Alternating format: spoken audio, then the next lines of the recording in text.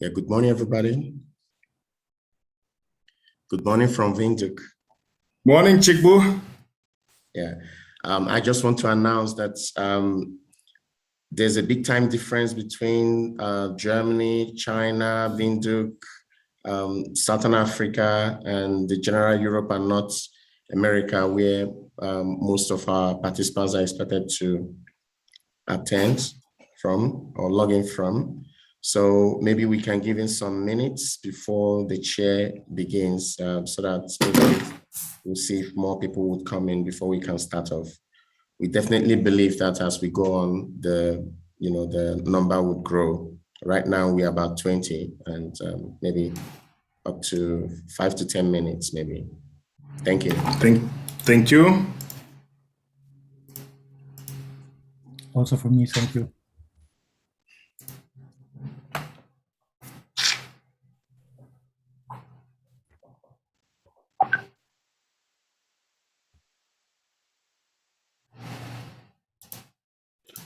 Professor Kashiwa, I think you can turn on your camera now, and should be the same for Dr. Klaus in the next few seconds. Okay.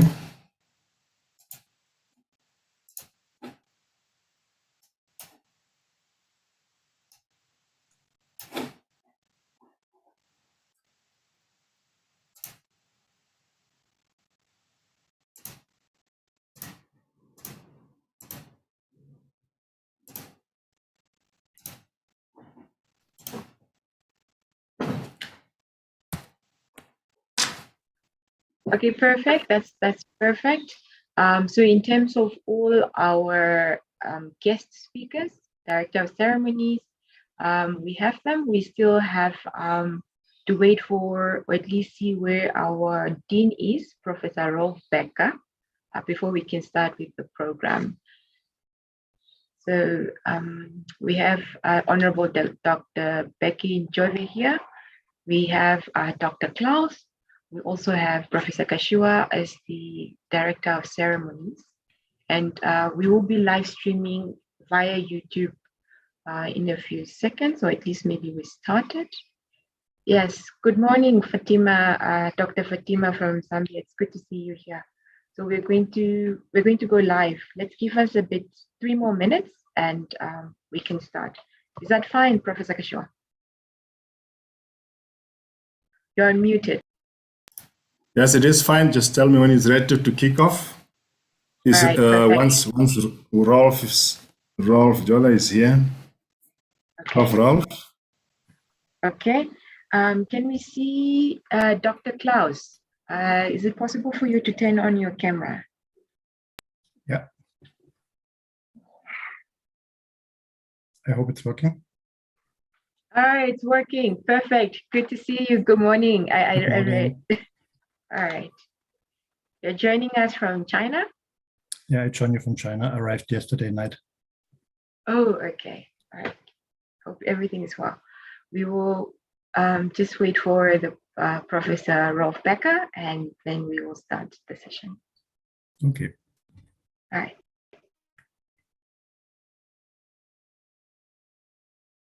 I switch off again the camera. Yes, you may switch it off.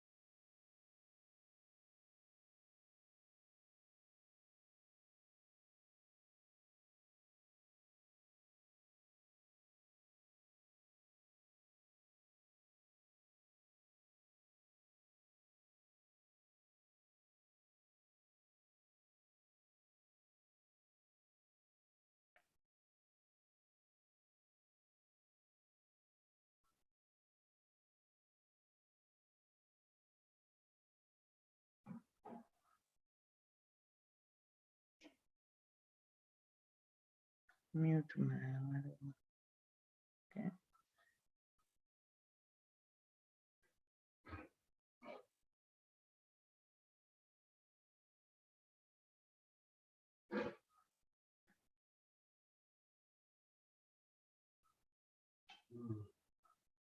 My video now is my audio is mute. Yeah. So when they start, then I unmute it.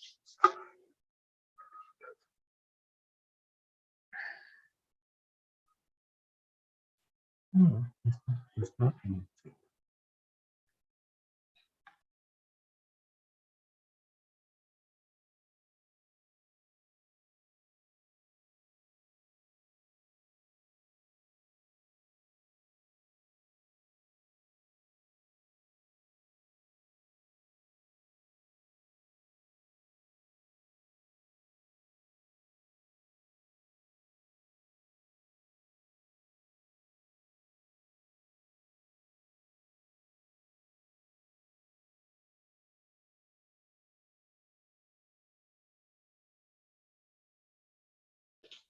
Right, while we wait for some of our extra participants and also two of our panelists, we'll just quickly go through the program with you. So for the session, the plenary will be chaired by Professor Muchine Kashua. We're going to have opening remarks from Professor Rolf Becker, the Dean of the Faculty of Natural Resources. And then we are going to have some remarks from Becky Jove Ojo. And we will also hear a brief of background. And then Dr. Klaus from the Hanns-Seidel Foundation will be giving the welcoming and introduction on behalf of Dr. Susan Luther. And then we will have a presentation on the keynote by Dr. Errol Knob. And then just a few words from Dr. Thierry Gonga from Agra, Nairobi, Kenya, who is the head of support to state capacity. And then a presentation by Professor Chrissy Putisau from Greece. She will just be giving us a few words on the formalization of informal development in relation to COVID-19 and informal settlements.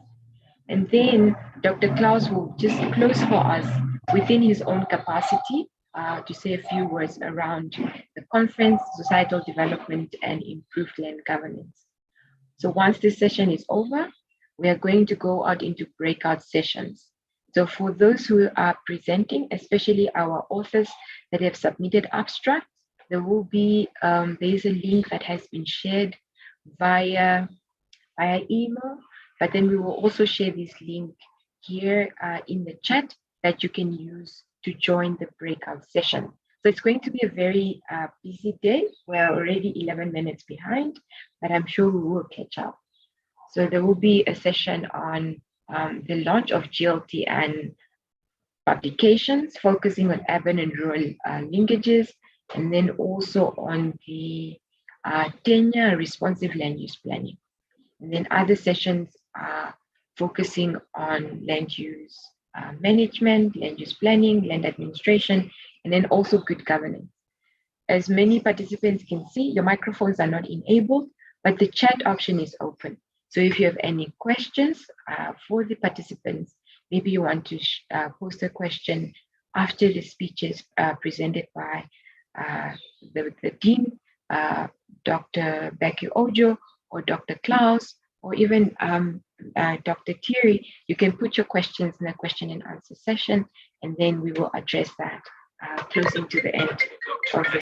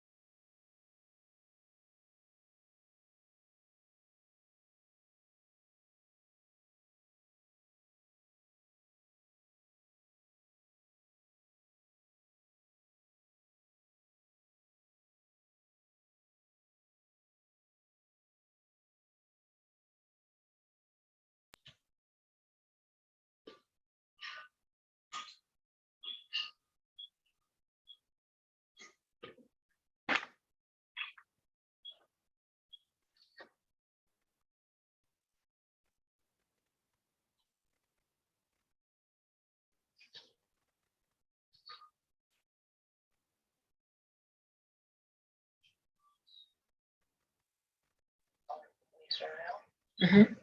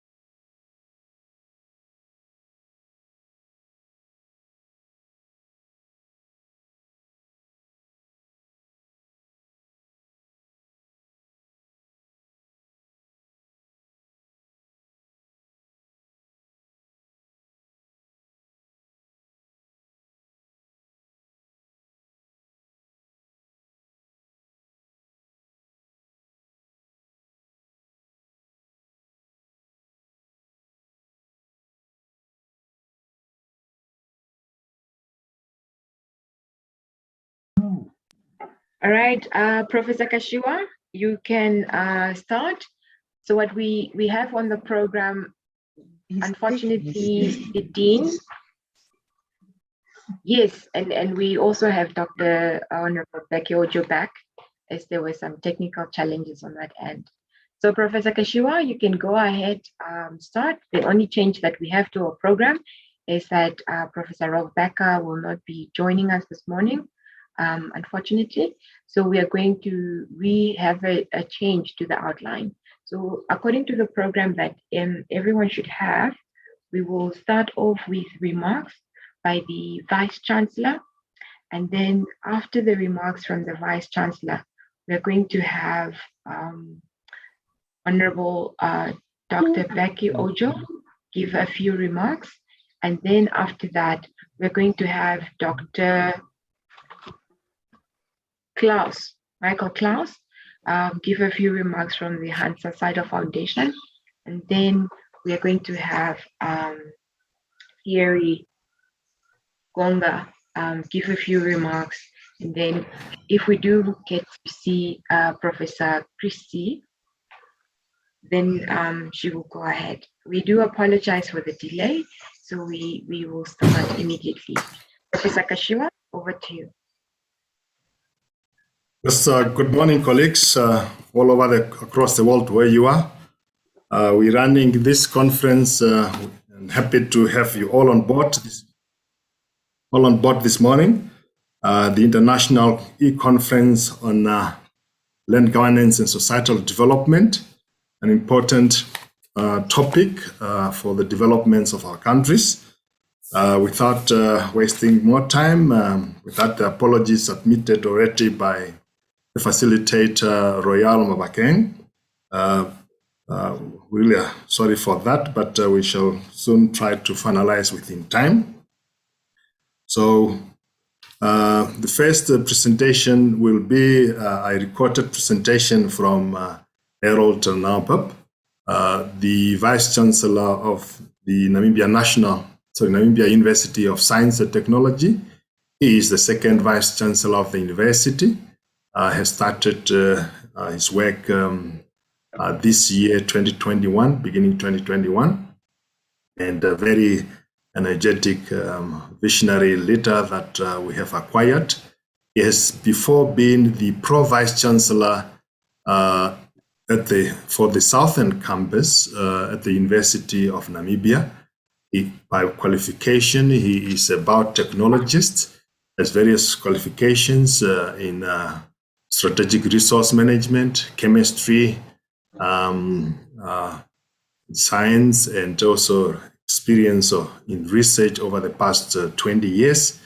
So I will call the recording from Dr. Harold Naupap, the Vice Chancellor. Royal, can you facilitate us with that?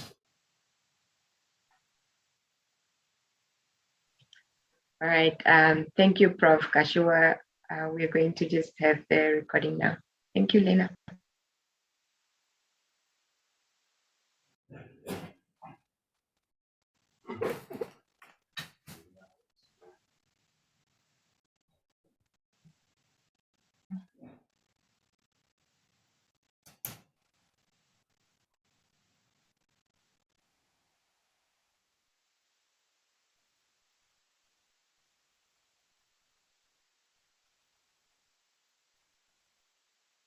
We have no voice, Royal.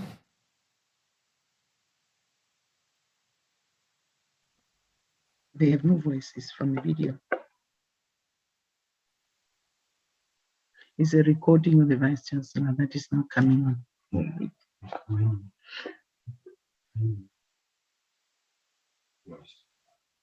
Honorable Dr. Becky, you have muted yourself, correct?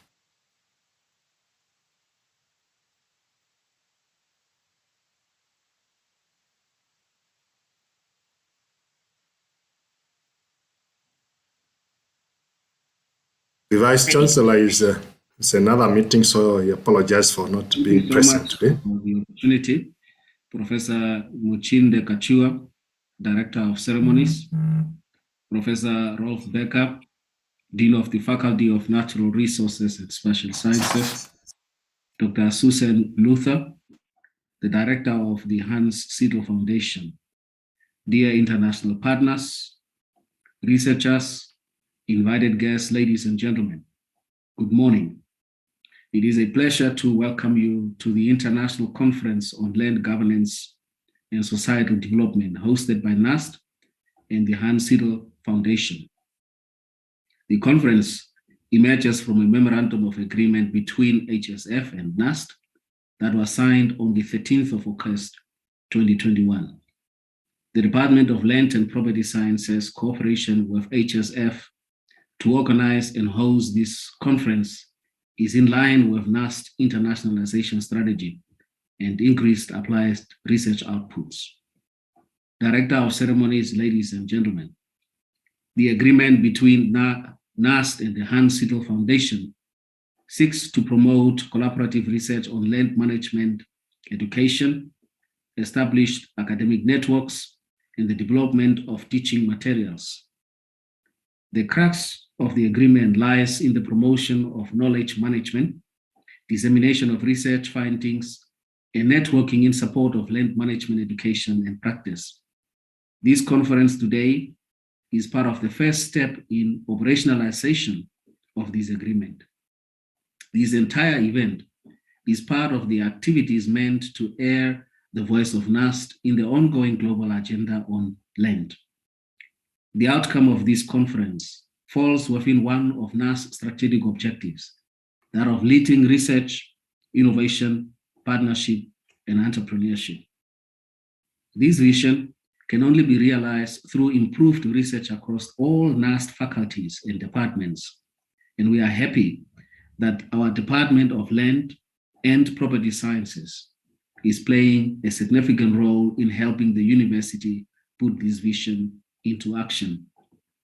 The focus for this conference, namely land governance and societal development, is indeed timely as countries across the world are faced with multiple challenges resulting from climate change, such as seasonal flooding, droughts, bushfires, food insecurity, and resource contestations. Therefore, applied research is needed to enhance policy implementation and improve ecosystems' health and livelihoods. NAST is committed to contributing to the global narrative and body of knowledge on land governance and societal development through applied research. Through its recognition by the African Union as one of the centers of excellence on land governance in Africa, our university is at the center of framing the land governance and societal discourse. And we are happy that you all have joined us today to give meaning to this discourse with a global setting. As a multidisciplinary academic institution, our research on land governance contributes to knowledge access that can change lives and influence policy formulation. The launching of this publication from the Department of Land and Property Sciences, specifically a book edited by Prof. Ucheku Chukwu on land governance and gender, will be the highlight of this conference. It is also one of the achievements that the NAST community can emulate in terms of promoting access to knowledge, and we are glad that the HSF has supported us by funding its open access publication. May the knowledge exchanges over the next 2 days be productive and lead to a growth in the network and outputs in high impact research. I thank you so much.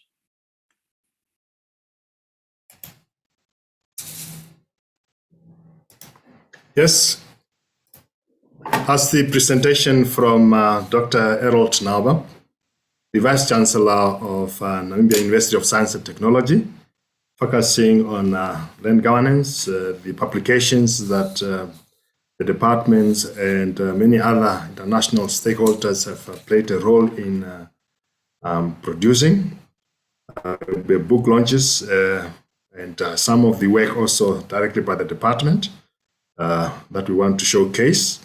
And of course, Namibia being a dry country and a challenge with many of these climate issues and human pressure on resources, the Vice Chancellor has alluded to that as a key role that we as researchers should play.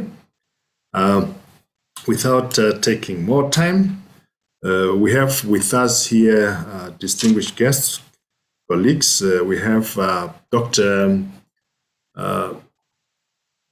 Dr. Becky Jove Ojo. She is a Namibian politician, a teacher by trade, an educator by passion, a girls' education advocate on the African continent. She served as an executive for the Forum for African Women Educationalists, FAWEA, for 10 years. She has also founded FAWENA in Namibia, that is also providing scholarships and assistance to girl learners in schools. She has been a university lecturer at the University of Namibia and elsewhere in the UK and in Nigeria for the past over 20 years. She holds 6 degrees, highly qualified Honorable Dr. Jode, a PhD in applied linguistics, excuse me, a Master of Arts in Applied Linguistics, and a BA Honors in Education and English, and holds a Master of Public Public Policy and Administration. Dr. Jove Ojo has served her countries as a Deputy Minister of Education from 2005 to 2010. She also served as a Deputy Minister of Higher Education from 2015 to 2020. She's currently a Member of Parliament since August this year. She's the first non-British country director for the British Council in Namibia. She has been a teacher, a principal at St. Paul's College here in Windhoek. She's very passionate about a number of things. She believes in education as a force of liberation for human spirit. With much ado, Honorable Dr. Becky Ojo, I will give you the floor. You can unmute and please do your presentation. You're welcome. Thank you very much.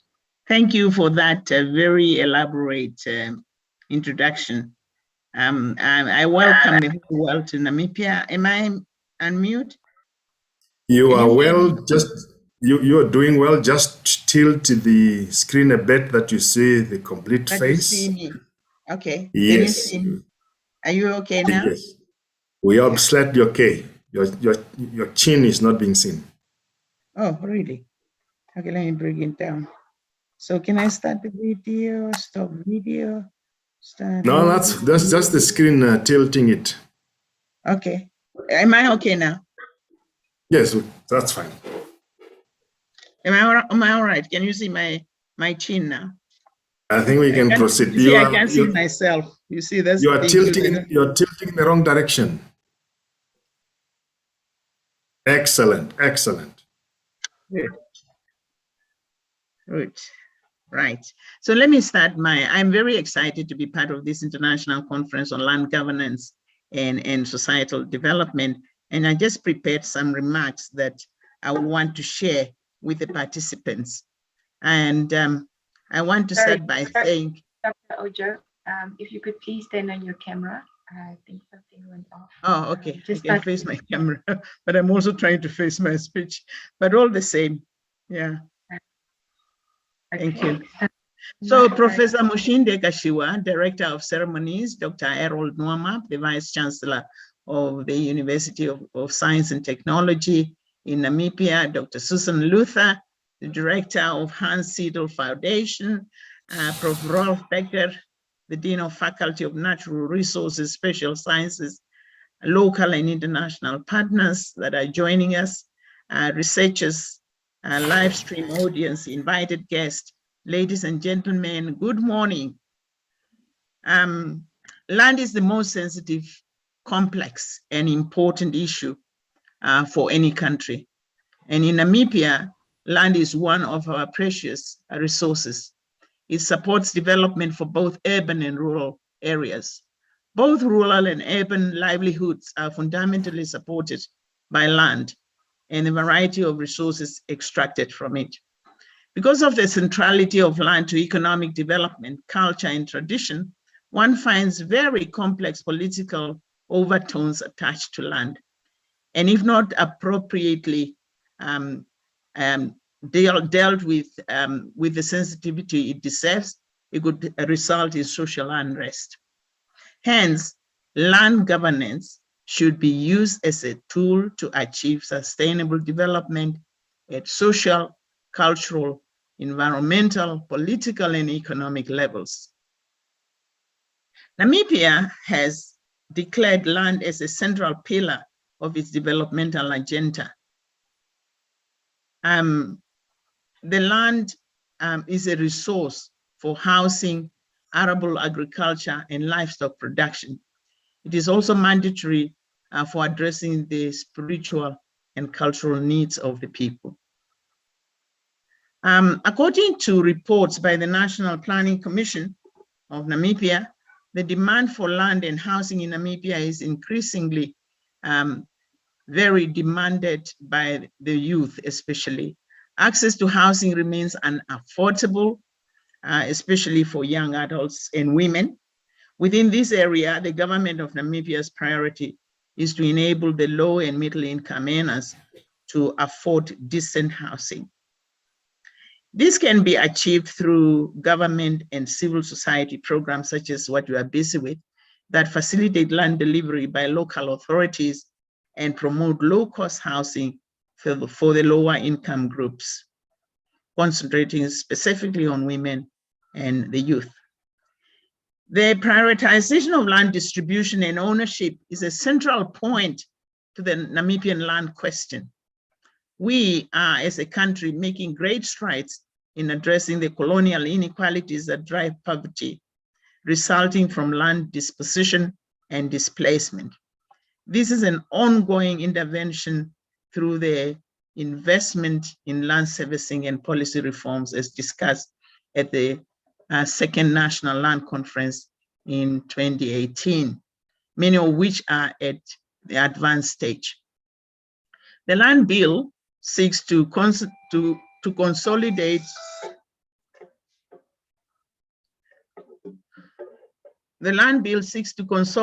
old legislation and address emergent needs for improving land governance. We note that despite improvements in legislative support, there are still issues to be resolved. The awareness of communities on legislation such as the Communal Land Reform Act, Act number 5 of 2005, still requires more work, and there is still need for societal change regarding women and youth access to land, both in urban and rural areas. By ensuring equitable land distribution amongst different groups, we can ensure that no one will be left behind. Improved land governance for urban and rural areas ensures safety, security, and space of demand. Development in the land area goes beyond setting restriction on land use and planning. It carries the potential to impact how people relate to land. Director of Ceremonies, ladies and gentlemen, societies are organized patterns shaped by a range of factors, such as how people interact among themselves and their environment, how they produce food, the availability of resources, and cultural heritage they aspire to promote. Societal development is influenced by land use, land tenure, and freedom of provision, as well as legitimate land rights. The use of land and how it is held affect the availability and organization of food production and distribution system. However, none of these activities can be carried out without good land governance. The promotion of good land governance is at the heart of what we are busy doing. However, none of these activities can be carried out without you getting involved as an institution. That's why we are excited about this conference, because it is going to lead to the promotion of good land governance that must be supported by rigorous research and informed debates among stakeholders. All right, so I'm moving to my last paragraph. When land governance is people-centered, that it must be people-centered. It can be a transformative instrument of livelihoods of societies, especially the poor and the vulnerable. Namibia's community-based natural resources management program has dissolved tenure rights to wildlife and forest resources to local communities, for example, by establishing conservancies and community forests across the country. As a country, we need to ensure that land reform programs are responsive to the needs of all, including women, youth, and vulnerable groups. This can be done by linking administration to societal community development.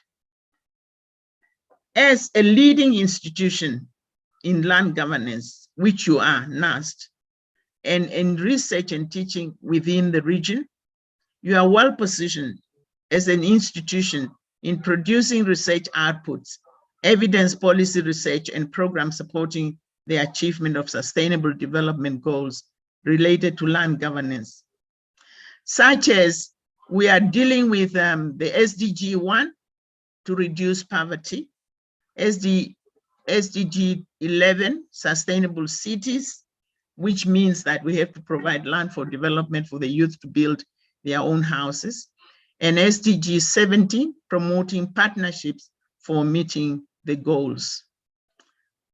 This international conference is an excellent platform for promoting partnerships and the attainment of these goals specifically.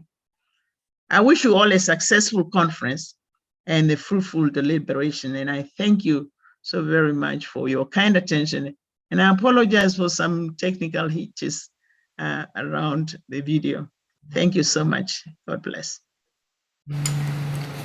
Thank you, Honorable Dr. Becky Jode Ojo, for that broad coverage of the land question that you have covered, stretching from social, political, economic environment, putting it in the context of rural-urban linkages, in the context of devolution of rights, responsive land tenure rights, highlighting land governance as a key to sustainable development, highlighting the need of the university to focus on applied research, linking our output to policy formulation.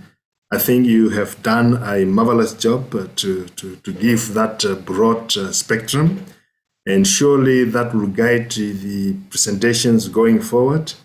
And I'm sure there will be some linkages to the books that are published that will be launching during the course of the next 3 days. And I hope you'll be sticking with us. Absolutely, I'm here. Coming I'm here in and to out. stay. Thank you. Thank you. We'll send you the link every day. Thanks, you, Honorable Doctor. Thank you. Thank Take you care. so much. Sure. Thank you.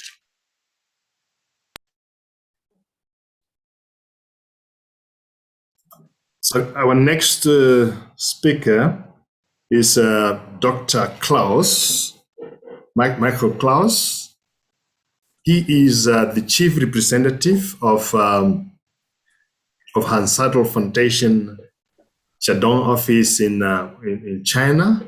He has been with Hanns-Seidel Foundation for the last 20 years in the China office, well versed in the land question. He's a geodesist by qualification, a former associate professor or assistant professor at Technische Universität Munich, Dr. Michael Klaus. You're welcome, and please,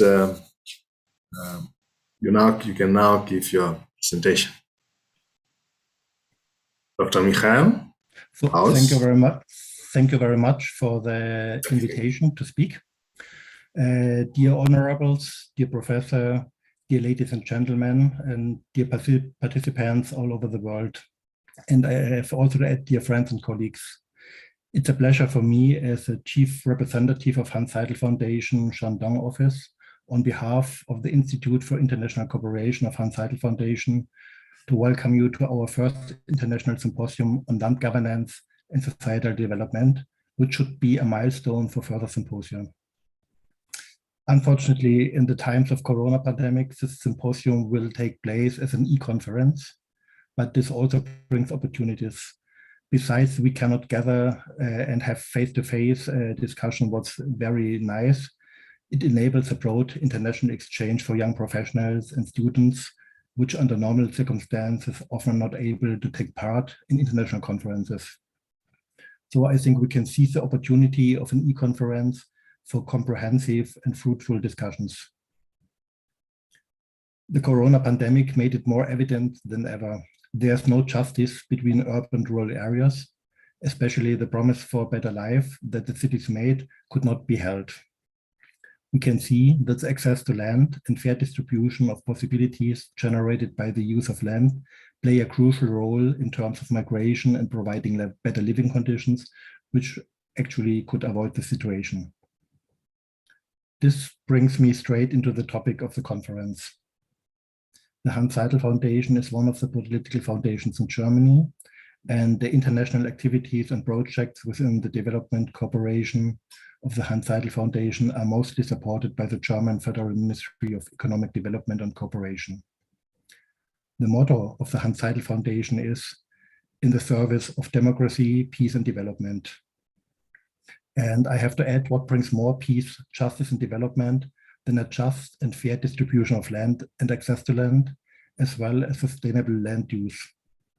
How can it be regulated and managed? Land governance is a key. Land governance is describing an integral system of, firstly, land policy and accordingly land administration that should express the will of the governments to regulate land development, land use, land tenure, and land value, to give access to land, security, and development. The second part is the important land information with a description of the land, including natural resources and the built environment. And third, land management with activities and tools to implement socio-spatial interventions to ensure the quality of life and the resilience of livelihoods. Territorial justice, defined by the equality of opportunities, distributive justice, procedural justice, and intergenerational justice, is the fundament of the development of a country within the territorial planning and the implementation. The state, also with a sound land governance, must be an enabler who will set this topic. And we see this topic and the challenges are applicable all over the world. I'm happy that my office in China, which is dealing with territorial development, land management, and sustainable development of rural areas, within a strategic partnership with Namibia University for Science and Technology, is holding this conference. The Namibia University of Science and Technology, with a high reputation and expertise on this topic, is hosting the conference, and it makes me very proud.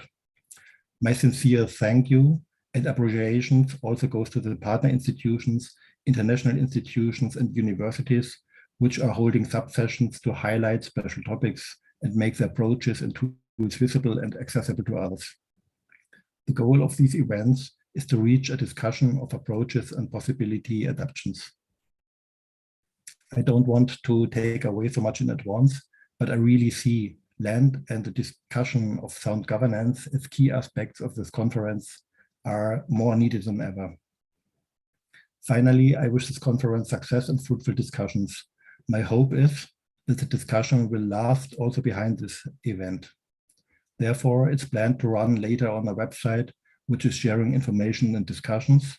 And I think we and the NAS facilitator will provide us with further details in the upcoming periods. Please enjoy the participation in this event and the exchange with others.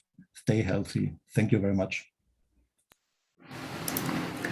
Thank you, Dr. Michael Klaus. Stay healthy. You too stay healthy, all of us. Dr. Klaus have highlighted the challenges of the promised cities. Much of our countries, the cities are turned into informal settlements, mushrooming informal settlements with poor service delivery or absence of services such as roads, water, electricity, and ablution facilities. These are the challenges that we are facing. And at the bottom of that, Dr. Klaus highlighted that as core values of the Hanns-Seidel Foundation is justice, peace, and development. And that can only be achieved through a provision of land as assured by good land governance. So partnership is stressed, that we continue to build this partnership. Us at the university, NAST University of Namibia University of Science and Technology, we value this partnership that we have just started and that we are enthusiastically pushing to reach greater heights. We will develop a website together with the Hanns-Seidel Foundation, their website, that will continue to make the outputs of this conference a long-term investment for all of us. So Dr. Michael Klaus, thank you for that presentation. Without much ado, and trying to stick within the time that we have, our next presenter is Thierry Gonga. Thierry Gonga is the head of support to state capacity at the Alliance for a Green Revolution in Africa. Thierry has 16 years of experience working in the field of natural resources with a particular expertise in land tenure, land use planning, and land management issues. For the last 6 years, Mr. Thierry has been a consultant working across several African countries where he advised various governments, international agencies such as the World Bank, DFID, USID, as well as numerous NGOs across the region, and think tanks like the International Growth Center led by Oxford University and the London School of Economics. His line of work has been mainly focused on advising policy, strategic development, and project development. Prior to his current role as a consultant, Thierry was the head of Land Technical Operations Department in the Rwandan Natural Resources Authority, where he played a key role in leading the ambitious National Land Tenure Reform Program in Rwanda.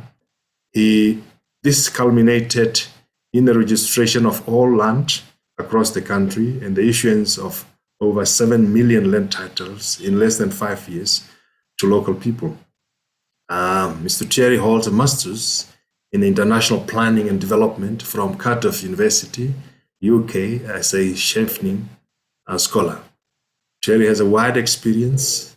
That Rwandan experience is what all countries in Africa and elsewhere are admiring, that we too register land rights and ensures land tenure security for our youth, for women, and vulnerable people across our regions.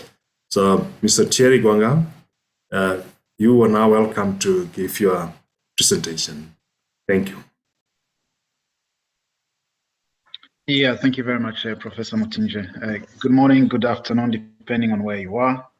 I think I've been given the easiest task since previous speakers really spoke widely and with knowledge about this particular subject. I think I would like just to focus on the Rwanda experience today, and of course, giving a few examples from other countries as well. But given the time limitation, I will just try to stick to Rwanda. I think this is a very interesting subject, and I think there are good lessons actually to learn from the land tenure reform that took place in Rwanda in the last few years. The first point I would like actually to raise is the value or the importance of land governance at family level, household level. It's not a widely spoken about subject, but from my experience, this is where everything starts. Before we talk about the role of the states, the role of big key actors, stakeholders, the importance of proper land governance at family nuclear level is very critical. Back in 2017, 2006, I think, when Rwanda was piloting land registration exercise across the country, because before the rollout of the land tenure reform through land registration, we did some pilot studies to look at what were going to be the right technical approach to registering every single piece of land in the country, but also trying to understand whether this is something the public really wanted. And we came across this particular family in the western part of Rwanda. It's just a brother and sister who hadn't spoken for years because of land-related issues. I mean, they had a land boundary issues, and for years, these siblings hadn't really spoken.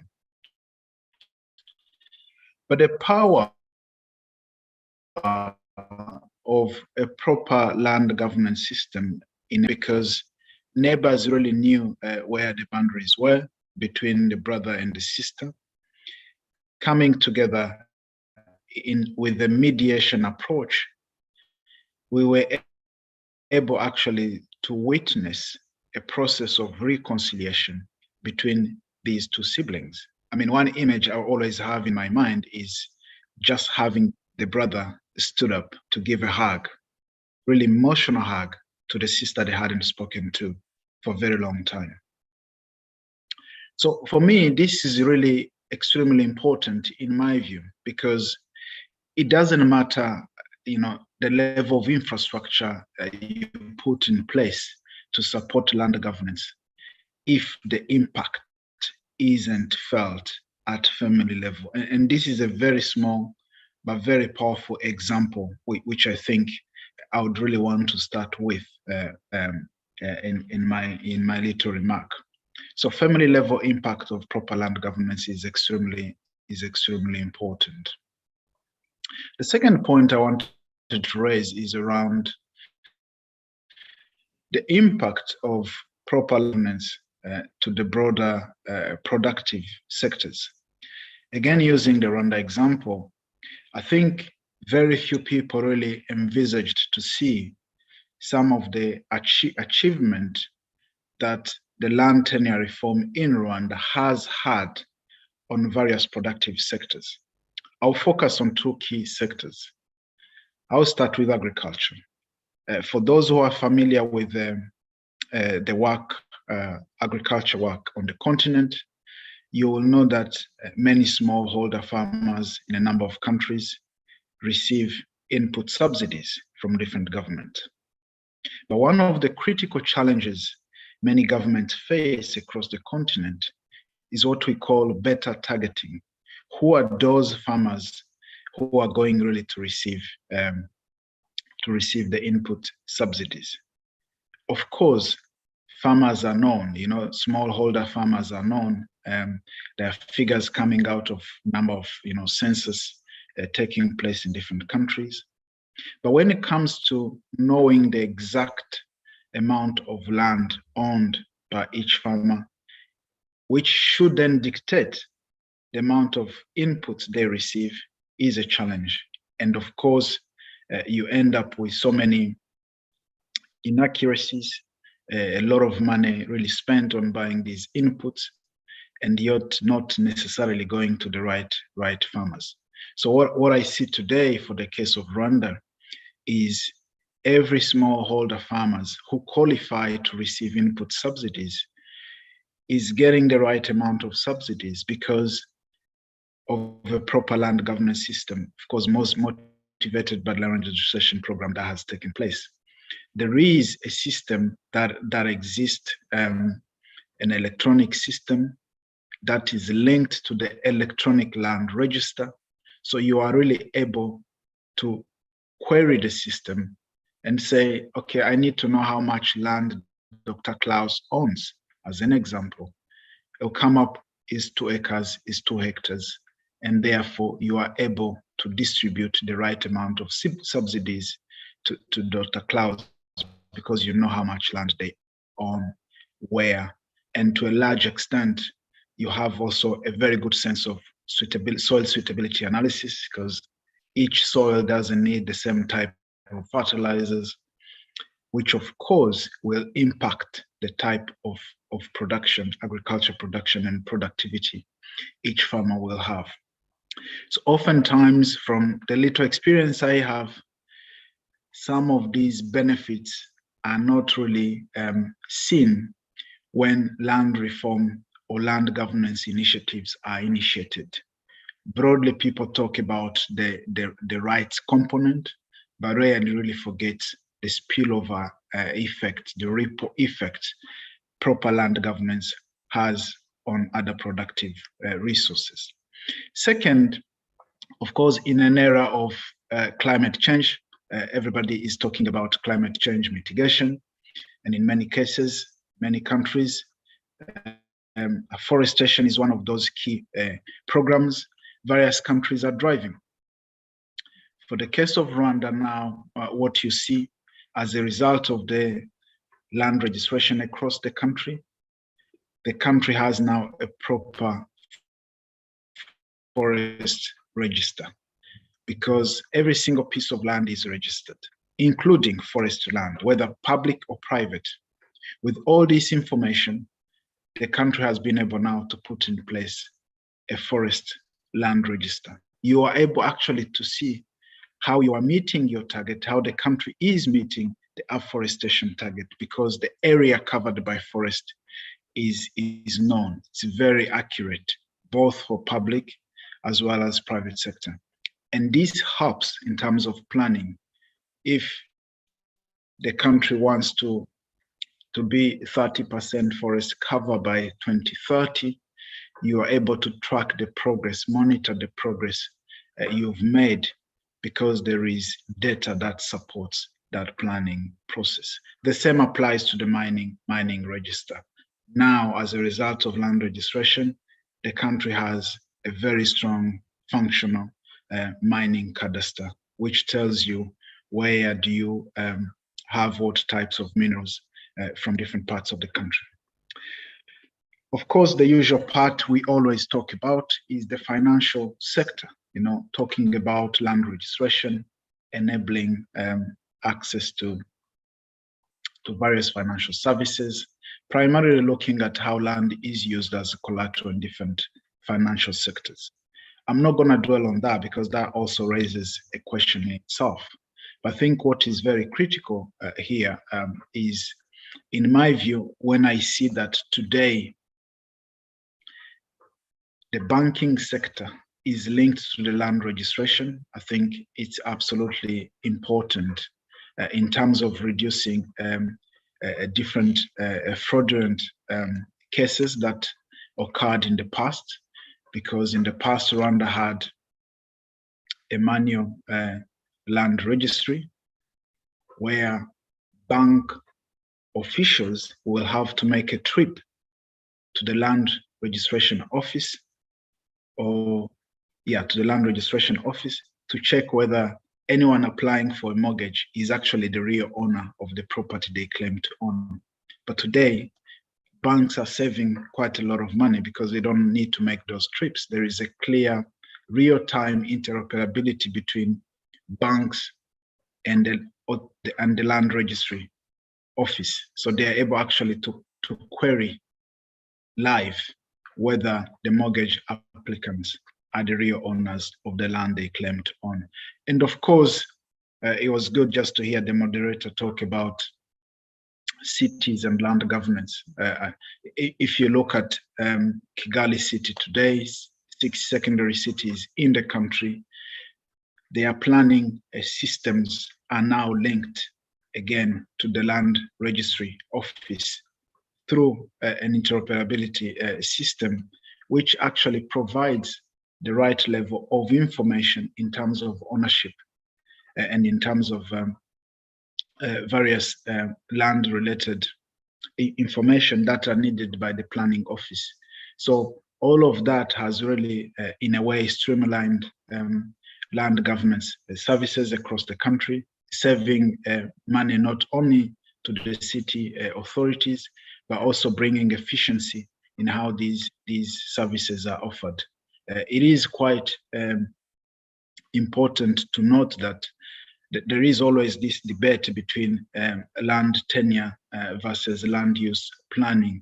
What comes first? I think for me, what matters is actually how both services support each other, one another. And I've seen this work in practice, whether in Kigali as well as in other places where I've been working. The fourth point I just want to raise is to look at probably one of the most interesting part of my own experience, looking at how land or women's land rights have actually been recognized, not only in the land register where women are registered as sole land owners or co-owners, but actually how they are enjoying their land rights in practice. I'm sure this is something which will continue to evolve. But what really struck me looking at the data in the land registry for the case of Rwanda, women actually constitute the majority of sole land owners as registered in the land registry. I mean, that's quite unprecedented, the history of the country itself, considering that women started inheriting land just in 1999 when the succession law was put in place for the first time in the country. So for me, it now goes beyond looking at, you know, the number of women who owns land, who have a land title, to now those women who are using their land titles or land rights for various productive activities. I think what is very critical, and maybe we'll have an opportunity just to discuss this, and I'm really looking forward myself just to hearing more about this book launch tomorrow. What is important in my view is actually not to have women's land rights only recognized in the registry or by law at country level, is actually now going beyond that and seeing how are they enjoying those rights they have. At household level, do they have the ability to sell their land? Do they have the ability to negotiate at household level with their spouses? If it's not happening, what is it that needs to be done to make sure that these enjoyments can actually go beyond recognition under the legal and the regulatory framework, but now start affecting their economic power? Please move towards conclusion. Yes, I'm ending there. I think you're getting there. I realize that I'm getting too excited about this subject. I can see that. That's fine. Yeah, I just wanted to end there, and very happy just to continue the conversation. But I think broadly for me, I'm really fascinated by the subject itself that's being discussed. And maybe the last point to raise is around now the linkages between everything we are talking and how we are really educating the African youth, because that's very critical and very fundamental. And of course, we complain a lot, or youth complain a lot, not having access to land. And as we know, Africa is the youthful continent. How are we really, as academic institutions, one, making sure that the youth we have on the continent love this subject of land governance? It is an issue for many years, I've really struggled to get very good young African professionals on the subject. I think it's something I would really want to hear more about. It's a sector that is widely dominated by experts from abroad, which is not bad. But I think considering that the issues we have on the continent are cultural related, it will be absolutely fantastic for us to reflect on that subject and how we are really not preparing them, but how we are making sure that they love the subject. Back to you, Professor. Thank you. Thank you. You've done very well. Thierry, we are fortunate to have you having gained practical experience in Rwanda. It's all about leadership. People say, maybe in your next presentation, you'll talk about how leadership has shaped the trajectory of land reform in Rwanda, and why Rwanda has in a very short period of time registered so many.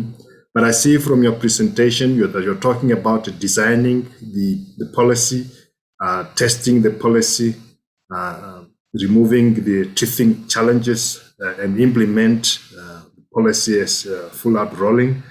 And you're talking about how it is important to link land reform, land rights assurance to reconciliation, to improving human relations.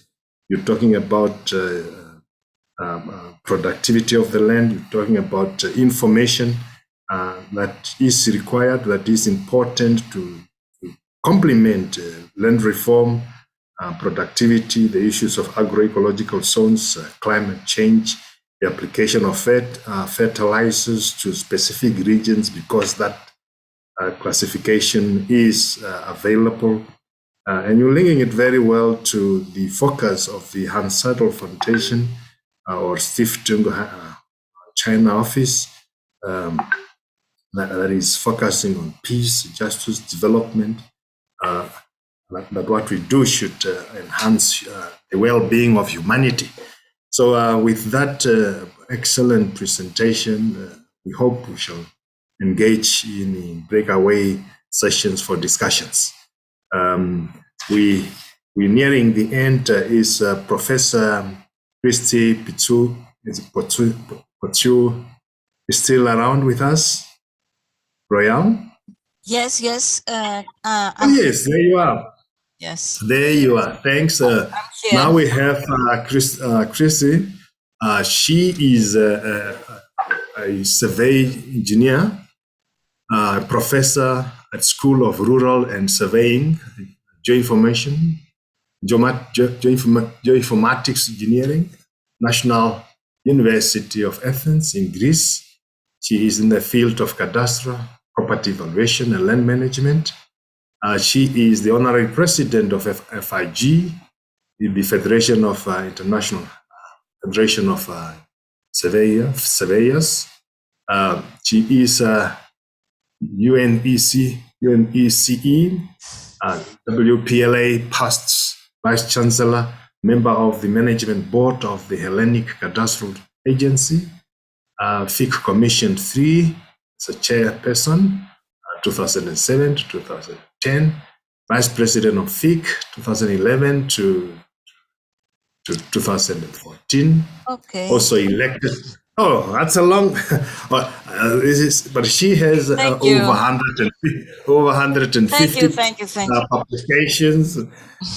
We are honored to have you.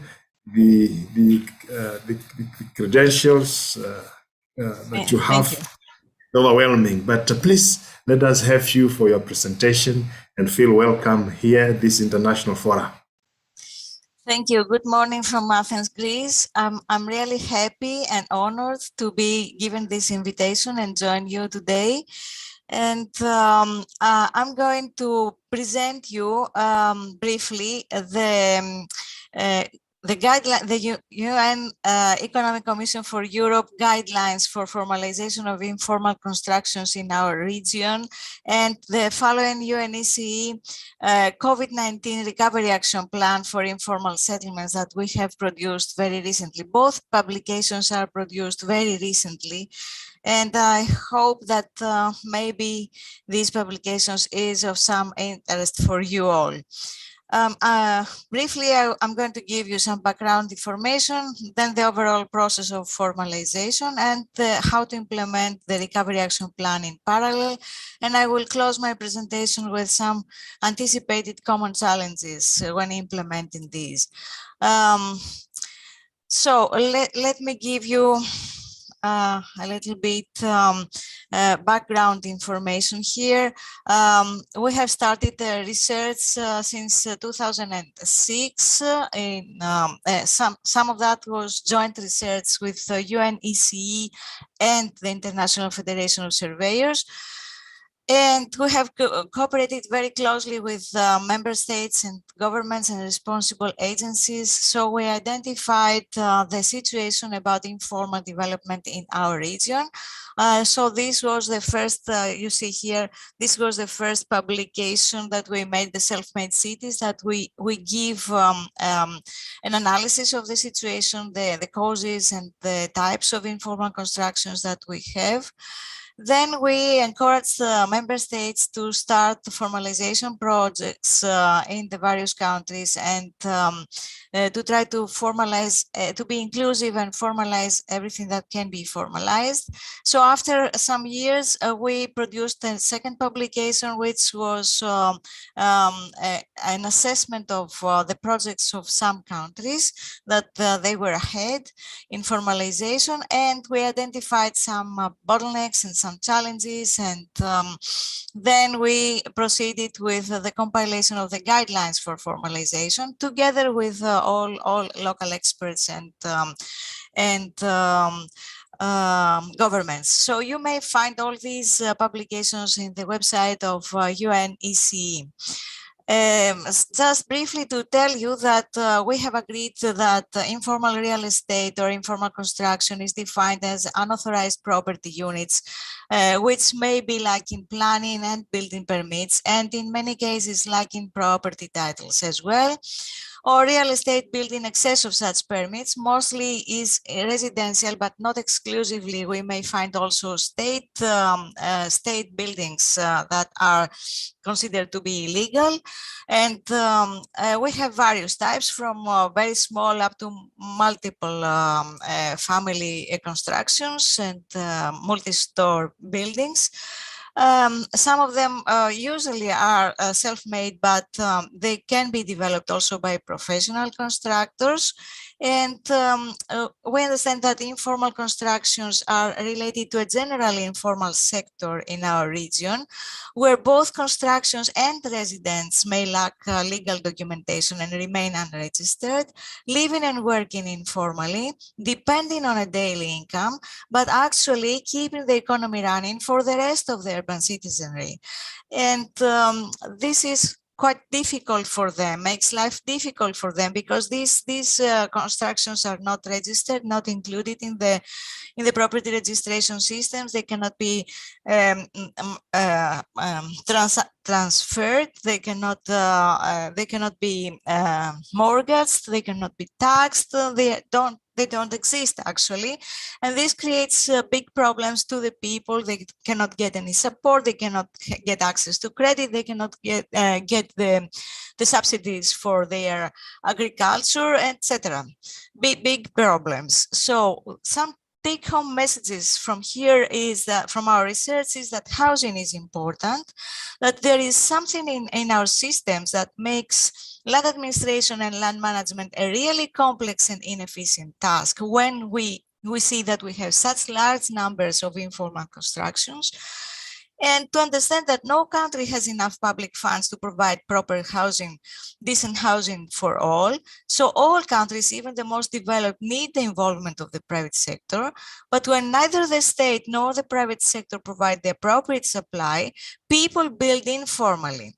So this is the situation. However, residents in informal settlements must be empowered according to the United Nations Sustainable Development Agenda 2030, and even more now during the pandemic period. So we understand that having this situation, there is a multiple social, economic, and environmental impact, improvements of both constructions and neighborhoods against natural and man-made disasters such as flooding, fires, earthquakes, security, and pandemics, as well as basic services are needed, because you understand that when people build informally, there is no planning there. And informal development also affects public revenue, fair competition, productivity, and job opportunities. Also we understand that when there is resettlement, when something cannot be formalized and we need to demolish, then decent resettlement is always important and necessary in case of demolition. Now, some take-home messages from here is that we are aligned with our guidelines. We are aligned with many sustainable development goals, and especially the goal 1, because we understand that a clear, fair, affordable, inclusive, and transparent property registration is the key. Because it can improve security against land grabbing and evictions. It can empower the people. People can feel secure and can invest to improve their construction so they can improve their living conditions. We create marketable and bankable property units, which is important because we minimize the lending risks and we enable funding further improvements, either for the constructions or the neighborhoods or for the business of the people, for their health and education of their children. So not only that, but also by having inclusive property registration systems, inclusivity is important. Having that, we provide spatial data infrastructures for evidence-based good governance and even for provision of humanitarian support when it's needed, especially during the pandemic period. And we believe that existing informal rights should be recognized and legalized prior to any land reforms, because anyway, when we try to make a land reform, we need as much as possible community engagement. This is the key for having a successful land reform. So people need to feel trust. We need to increase trust as much as possible, and people should feel that they are fairly treated. So residents should have more empowered property rights. So this is the situation. So we have produced the guidelines, and right immediately when the COVID-19 appeared, we started working with the Recovery Action Plan, which was published this year.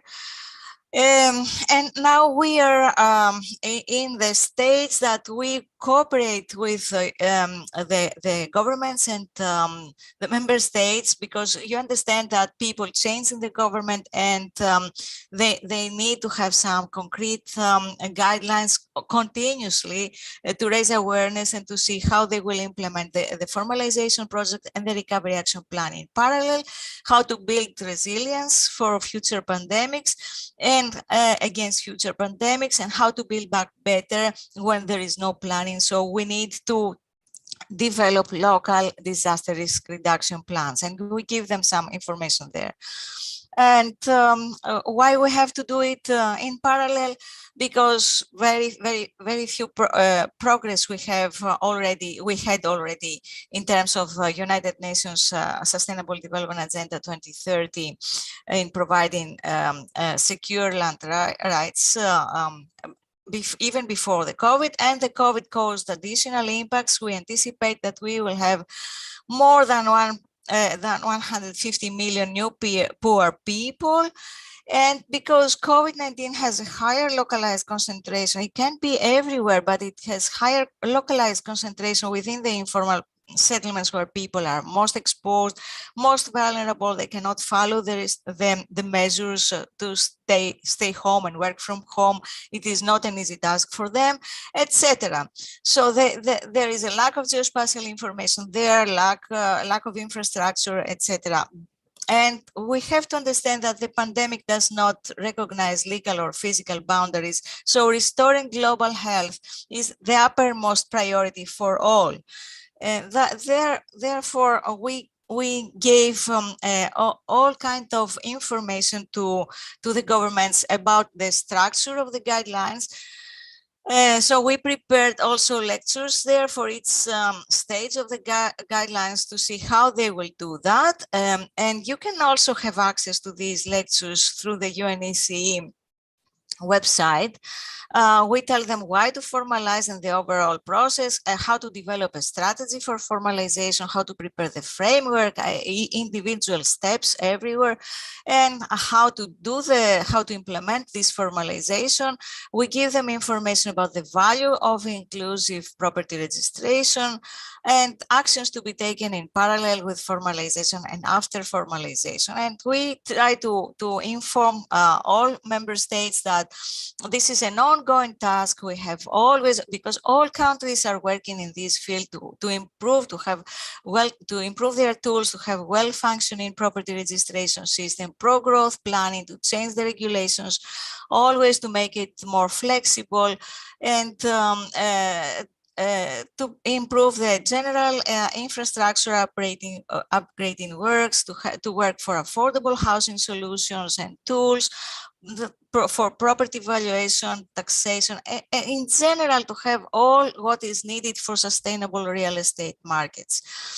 And for example, here I will tell you how we give them information how to analyze the program and prepare a background paper about the causes, size, type, and location of informal constructions, and then to try to get the political support to involve all relevant authorities and experts, local experts, to raise awareness, because as I said, this is important to develop an inventory-based map to classify the land use types and the construction types, to see what can be legalized and what cannot, what should be protected and what not, to collect the data, to prepare the cost benefit, how to prepare cost benefit analysis, we tell them, to agree on a fit for purpose formalization process, how to develop the communication plan, etc. So again, we give them information what to be careful. For example, we need to classify the types, and then we need to see the actions, the legal actions to get the political decision which is needed for title issuing and for fees and charges and for providing planning amnesty.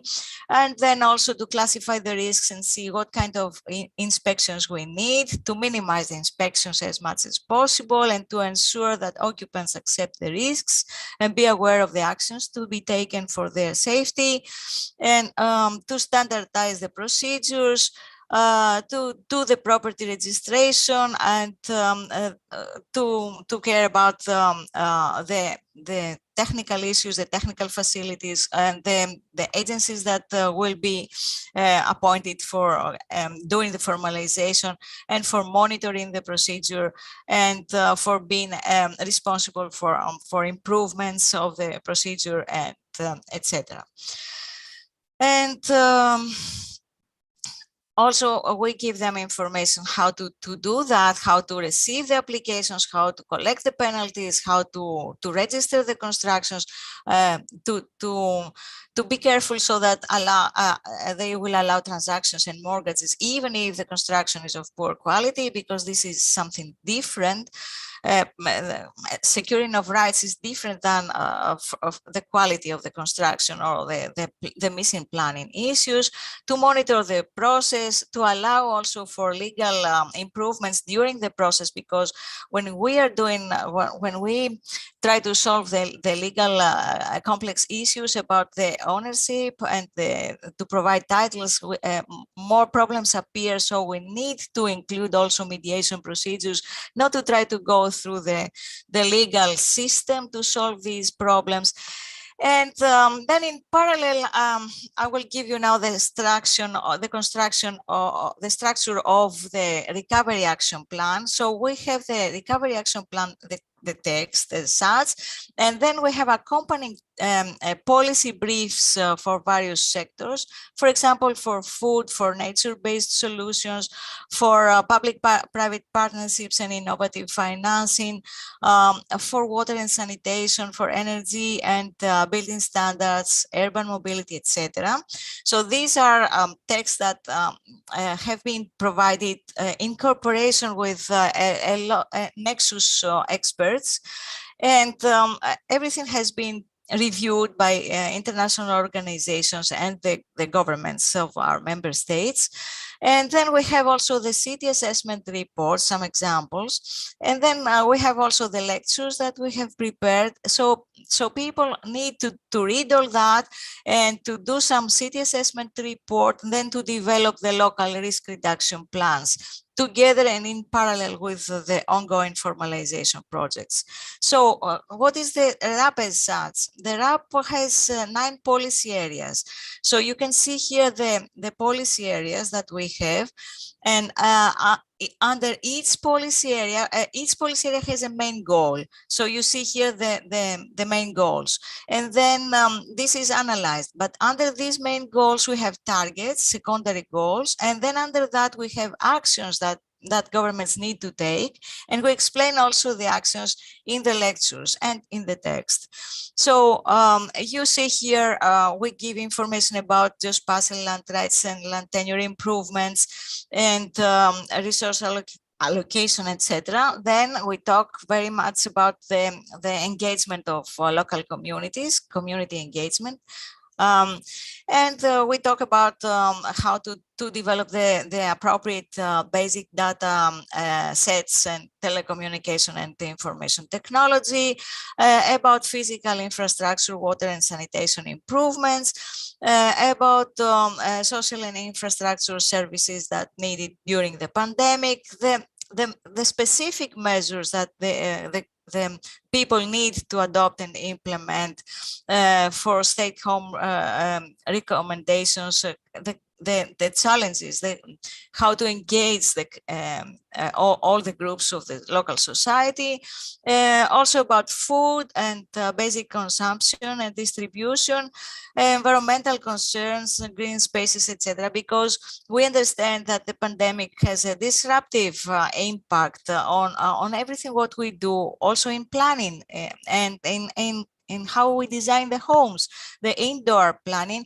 and also the planning of the neighborhoods. So we need to think about that also, and about buildings and construction and land planning. And we give them information how to prepare a risk reduction plan for the pandemic. We give them the steps to be aligned with national guidelines about the pandemic, to collect the historic data. Mainly the concept is to use our 2 years experience of the pandemic so that we will be able to analyze what is the remaining challenge, and to estimate the vulnerability, and to assess what is needed until we end we get out of this pandemic, and to ensure that we have donors to identify what we need for geospatial data, and to see what we have and what we need to include. And to work for to recognize the residual extensive risk that we have in front of us until the end of this pandemic, and to get to put our priorities and to arrange our budget allocation, identify the responsible organizations, and confirm these plans with the authorities and go ahead. So we give them here instructions how to develop the strategy for the pandemic, together with the strategy of the local risk reduction plans for the pandemic, the strategy for the formalization, and the strategy for the pandemic plans, how to do all the framework, to arrange all the framework, especially the legal issues that needed both for formalization and for the pandemic plan, how to implement it, how to monitor. For the pandemic, of course, we need to monitor and modify daily. We need also training for both projects. And here I will try to tell you what we tell to them. We tell to them that this is my last slide. This is my thanks, last Prof. slide. Thank you. So we try to tell them that these are complex challenges, problems, and corruption is also there. So the easiest thing is not to do anything, both for formalization of constructions and for the pandemic. But we have to fight for that. We have to fight to solve these challenges. We have to develop the strategy for both. And we have to take care that we should not try to solve everything at once. Small projects, local risk reduction plans, small projects, and then to care about the necessary legislation revisions, to care about using all kinds of technology and fit for purpose solutions and for monitoring. And then again, all these gold colored bullets are referred to engagement of the society, to identify the local experts, to identify also the funding sectors and to streamline funding, to simplify the problem for the politicians so that we will engage politicians, to show the benefits very fast to them, to identify all the involved authorities and avoid overlapping responsibilities, to engage them, to underline all the constraints that we are going to face, because we understand that we will have opposition, political opposition, ethical, cultural, because we try to formalize, so we try to legalize the illegal, and it is natural that part of the society will not understand that. So we need to engage society for that, and the private sector, and to make private partnerships for digitalization of services, for example, for automation of procedures, and for the risk reduction plans. And again, I want to remind you what Albert Einstein has said, that we should learn from yesterday, live for today, and hope for tomorrow. And the important thing is not to stop questioning. So small projects and continue the development. This is what I had to say to you, to share with you. And this is what I'm working now, since I have been honorary president of FIG, and I stopped my presidency in 2018. Thank you very much for giving me the opportunity to share with you this experience. Thank you, Professor Chrissy Pichu. Very good presentation. From congratulations. Congratulations for all this organization that you're doing. Very interesting. Thank you so much. I take 3 messages from that presentation that you have given. And the importance of it is that we must keep the global agenda in focus, where we're heading, but still fit the UN Sustainable Development Goals and so on. So you have touched on that it is within the context of the global agenda. And you're addressing local policy, creating guidelines that are very stepwise for EC implementation to achieve people-centered outcomes. I think that's the key message that you've given to us. And all of us, especially us as university and NGOs as implementers of programs, I think the stepwise process that you have highlighted, it's a lesson to take and to learn from. We will encourage, and I'm encouraging the participants to hook onto the site and download some of the material for self-education. Prof, and anytime you want me to help you how to find these documents, I'm available. And I hope that this might be useful. Especially these are useful for the state employees and the governments, because they change very fast, and sometimes they don't follow. There's no continuity in the projects. Yes, in the implementation of policy. Yes. Thank you. We now finished with the 5 presenters. We have 15 minutes for quick questions, maybe 1 question per person, linking to what the presenters have given us. Please, if there are questions, let me see a hand rise, and I can give you the chance to put your question. Thank you.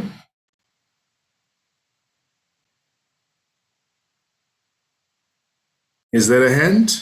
I don't see.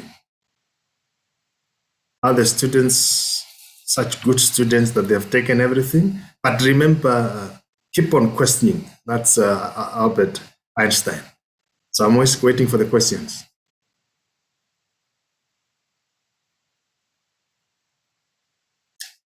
All right, sorry, Prof. There's a question here that I'd like to share that was shared with us. It's more for Dr. Gonga. Thank you for the good presentation, but we have a quick question for you. To what extent are the land policies to what extent are the land policies in your country considered to support or at least support the poor people who don't have the ability on land ownership? What is their future opportunities on land ownership, especially for the low income and poor people in your country? And this question goes out to Dr. Gonga. I hope you understand it. Yes, Thierry. Is it? I don't fully grasp the question. Actually, I was okay. Let me repeat. Okay, let me repeat it. It says,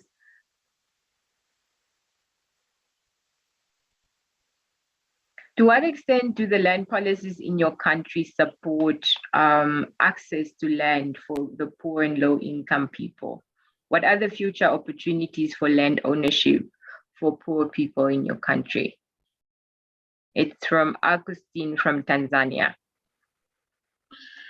Yeah, thanks, Agustin. I think I'll try to be very brief in my answer. From what I know, one, I would say the policy formulation process has been very inclusive. So taking into consideration issues from different land use groups.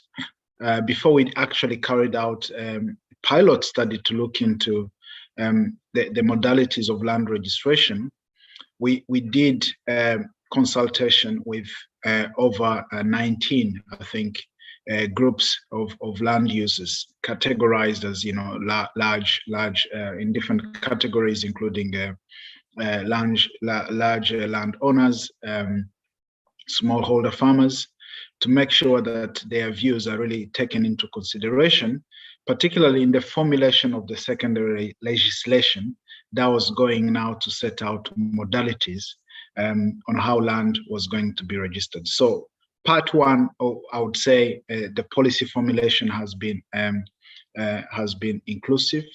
Second is how land registration was actually implemented. This was a community-led exercise, which obviously was done by locally trained people in different villages, primarily because the government really wanted the people who know each other to be the ones to do this exercise. And this was extremely important because you needed to bring in that community trust. You don't bring external people to do this work. You need to make sure you empower local people actually to carry out this exercise because of different parameters and dynamics that are involved in the land registration exercise. Third is actually now the actual recognition of land rights, whether you are a rich landowner, whether you're a poor landowner. I think anybody who had interest in the land was really registered onto the land register. So that way, land formalization took into consideration what you are calling poor or vulnerable groups, I would assume. In terms of future opportunities, I think, as you know, Rwanda is very small, so there isn't, Rwandan land isn't that elastic. I think opportunities, of course, are going to be, in my view, on how land transactions are governed. I think having effective land transaction processes, this is going to be important. As we speak today, most of these land-based services are really offered at grassroots level. Today it takes 7 days to get a title if you are transacting from person A to person B. In my view, I think opportunities are equal because the processes are really transparent, and they are also public. So they're in the public domain. So there are client charters for each of these services. Services are really known where to access them, and this information is really the same across board. So opportunities are the same across different categories of people.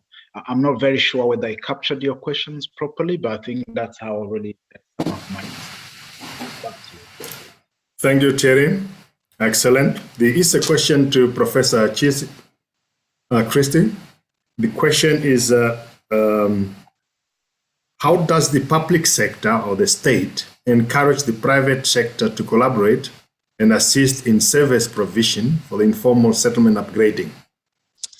Yes, first, there are some publications from the UN, how to develop public-private partnerships in general, which you may have access to that. However, what we really want is how to build the local professional sector, the private sector, for example, local developers and local civil engineers, how to build the ethics there. This is the first priority. And then it is how the state will enable some tools so that these tools will be win-win situation, because once we formalize, for example, in Tirana or here in Greece in the past, when we had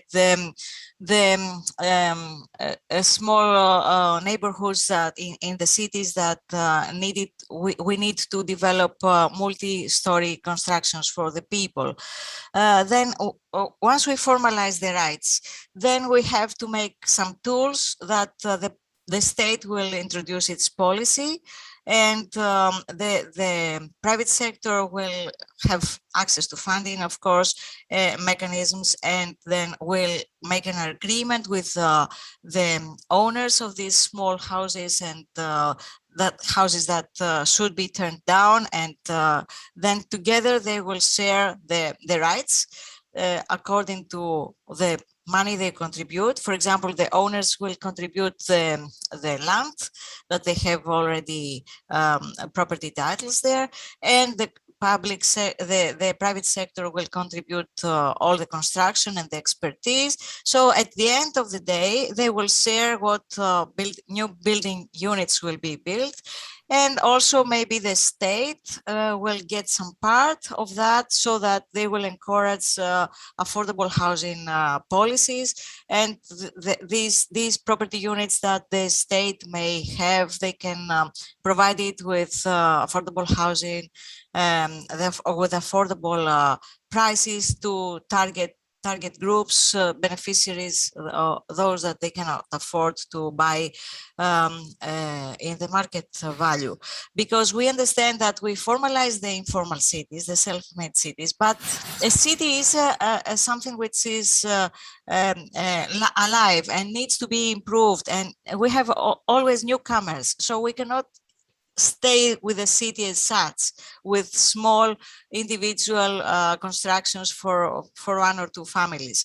We need to develop, so we need to provide, to increase the density of the city, and we need to accommodate the newcomers. So all this is very difficult, and we need to have the community engagement, and we need to have the residents there to support. So if we recognize their title, their ownership titles, and the value of what they have invested there to build their homes, then they can understand that for a new reform, if we want to build more and accommodate more, they will not lose anything. They will participate, and they will have a new unit, more comfortable, more with more services of the same value. And they will also allow the state to accommodate more people. So we have to build the local sector, the local professionals, private sector, to do that. Because usually the private sector is interested only to accommodate, to make expensive for the most rich. Thank you. We finish in next 4 minutes this session, but there's a question from Fatima in Zambia. Knowing that customary land rights are also for serving as a social safety net and so forth, the question that she's asking is, how can we prevent commodification of land in the light of the policy to support land registration and recording of land rights? Since I haven't given Dr. Klaus a chance, if he wish, he could attempt, or otherwise, and also maybe the Honorable Minister or a Member of Parliament who haven't spoken to respond to some of the question.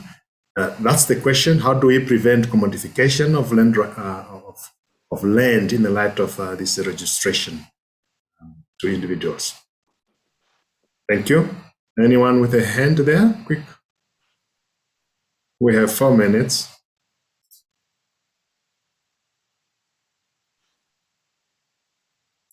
Okay, is there a hand? We have a hand from Prince Donka. You can go ahead. Your microphone is enabled to ask the question live before we get to Fatima's question. Is there a hand? Okay, thanks. Thank you very much. Good morning, everyone from Munich in Germany. Actually, my question goes to Dr. Ngogo, and I would like to know the extent of. Hello? Yes, sir, we're hearing you, please. Okay, so my question goes to Dr. Ngogo. It is in regards to the interoperability of the land information system in Rwanda. I would like to know how this interoperability system was implemented, the policy implications that went into this implementation, as well as the challenges that were faced with respect to the local people in their ability to take up and use whatever information system that is in place, as well as the technological software that is underlying this interoperability system. Thank you very much. Thierry, if you could be short, because there's one question that we still need to get an answer to. Thank you. Or you can attempt to answer both. Thank you. He's an expert. He should. Terry Gonga, please. I'll try to be quick.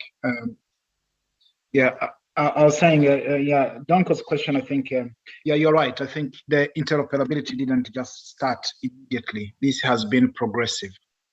As soon as land registration was completed and this land information was available, other sectors realized actually they could use the land related information to support the board. And of course, that brought in element of the technical and technology challenges, because you just don't link systems. They have got to be well enabled and designed to talk to each other, and that has really taken some time to ensure that also there is no overload to the land registry, because you have to make sure that it can technically cope with the numerous demands that are coming from different sectors. So it's been a very progressive, evolving kind of interoperability system, and it's been a very interesting learning journey anyway. So I think the process is ongoing. Other sectors are really interested in what the land sector is offering, but it's really now putting pressure to the land registry to make sure it's really built in a robust manner that can cope with current and future demands from other sectors. I think what I would say on the first question, I think the most critical thing in my view